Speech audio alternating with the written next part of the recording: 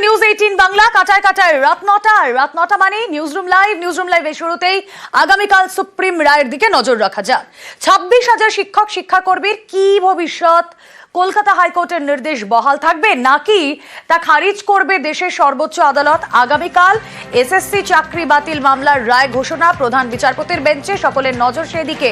সকাল 10:30টায় রায়। কি হতে চলেছে আগামীকাল আদালতে? হাইকোর্টের নির্দেশ বহাল থাকবে নাকি তা খারিজ করবে দেশের সর্বোচ্চ আদালত? মৈত্রেয়ী ভট্টাচার্য বিস্তারিত জানাতে পারবেন। মৈত্রেয়ী,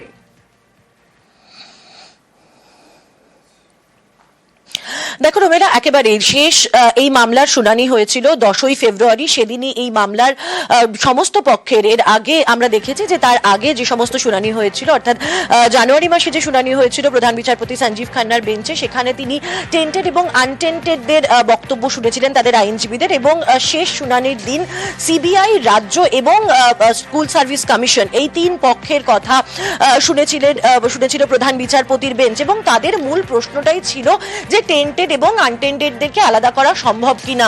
সেক্ষেত্রে দাঁড়িয়ে কোনো পক্ষই কিন্তু খুব সন্তোষজনক জবাব যে দিতে পেরেছে তেমনটা কিন্তু প্রধান বিচারপতির যে রিয়াকশন ছিল তাতে কিন্তু বোঝা যায়নি। তার কারণ রাজ্যের তরফ থেকে একদিকে যখন এই বক্তব্য রাখা হয়েছে যে যদি 26,000 চাকরি বাতিল হয় তাহলে সেক্ষেত্রে রাজ্যের শিক্ষা ব্যবস্থার উপর একটি বড়সড় প্রভাব পড়বে, অন্যদিকে তখনই স্কুল সার্ভিস কমিশন তারা জানিয়ে দিয়েছিল যে তাদের কাছে কিছু নাম রয়েছে, তার মধ্যে র্যাঙ্ক জাম্পিং এর তথ্য তাদের কাছে রয়েছে, এবং যারা একেবারে লিস্টের বাইরে থেকে, অর্থাৎ মেরিট লিস্টের বাইরে থেকে যাদের নাম এসেছিল সেই সমস্ত ব্যক্তিদের নাম রয়েছে, কিন্তু ওএমআর শিটে কারচুপির তথ্য তাদের কাছে সম্পূর্ণভাবে নেই।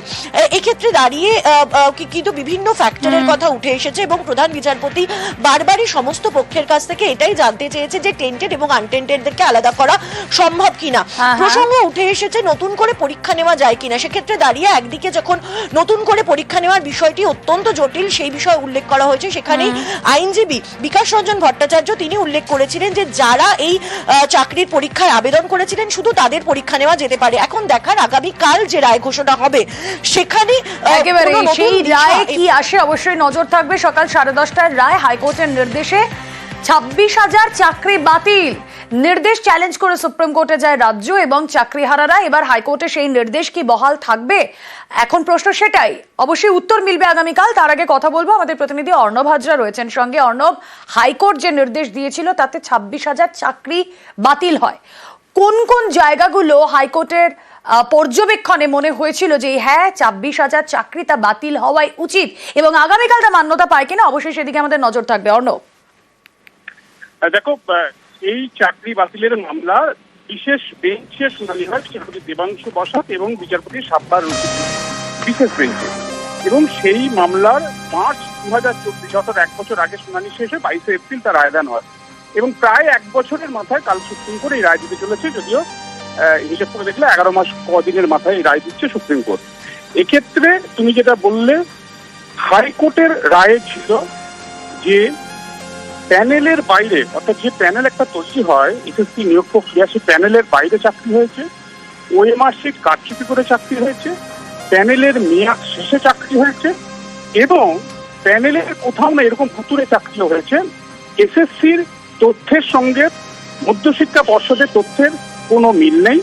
সিবিআই যে রিপোর্ট দাখিল করছে তাতে প্রাথমিকভাবে 8,163 ওএমআর কারচুপি তথ্য দেওয়া হয়েছিল, এবং তার মধ্যে প্রাথমিকভাবে 2022 সালের সেপ্টেম্বর মাসে যখন একক বেঞ্চ তারা রিপোর্ট দেয়, সেই রিপোর্টে প্রায় 5,500 চাকরির কথা তারা উল্লেখ করে, যেগুলি পুরোপুরি চাকরি কারচুপি চাকরি, এবং সমস্ত কিছু সব পক্ষের বক্তব্য। শুধু তাই নয়, এই যে 26,000 বিভিন্ন বিদ্যালয়ে চাকরি করছে, কেউ সহকারী শিক্ষক, সেটা নবম দশম একাদশ দ্বাদশ হতে পারে, বা স্কুলের চতুর্থ শ্রেণী কর্মচারী বা অশিক্ষক কর্মচারী, প্রত্যেককে কিন্তু পে স্লিপ তারা যে পান, চাকরির যে বেতন পান, সেখানে তারা কিন্তু আন্ডারটেক করেছেন হাইকোর্টের নির্দেশে, যে হাইকোর্টে মামলা চলছে আমরা জানি। সেই মামলায় আদালতের পর্যবেক্ষণে যেহেতু পুরোটাই, অর্থাৎ কোনো কিছুই ভালো নেই এই নিয়োগ প্রক্রিয়ায়, মন্তব্য ছিল বিচারপতি দেবাংশু বসাকের, এবং পৃথকীকরণ সেটা হাইকোর্ট ডিভিশন বেঞ্চেও সম্ভব হয়নি, তাই চাকরি বাতিল করা হয়েছিল। শুধু তাই নয়, এই চাকরিগুলিকে অবৈধ ঘোষণা করেছিল হাইকোর্ট, এবং যেহেতু সেই সময় ভোট চলছিল লোকসভা ভোটের রেজাল্ট আউটের 15 দিনের মাথায় এসএসসি কে নতুন করে নিয়োগ প্রক্রিয়া শুরু করার নির্দেশ দিয়েছিল। একই সঙ্গে যাদের কারচুপির চাকরি প্রমাণিত, যেমন তোমায় বললাম ওএমআর কারচুপি, প্যানেলের বাইরে চাকরি, ফুতুরে চাকরি। হ্যাঁ। এই চাকরি যারা করছেন তাদের কাছ থেকে যেদিন থেকে চাকরি করছেন এই আচ্ছা। হাইকোর্টের রায়ের দিন পর্যন্ত প্রত্যেকের 12% সুদ সহ সমস্ত চাকরির বেতনের টাকাও ফেরত করার জন্য একেবারেই অর্ণব, আগামীকাল সকাল 10:30টায় ঠিক কি হয় দেশের শীর্ষ আদালতে নজর থাকবে।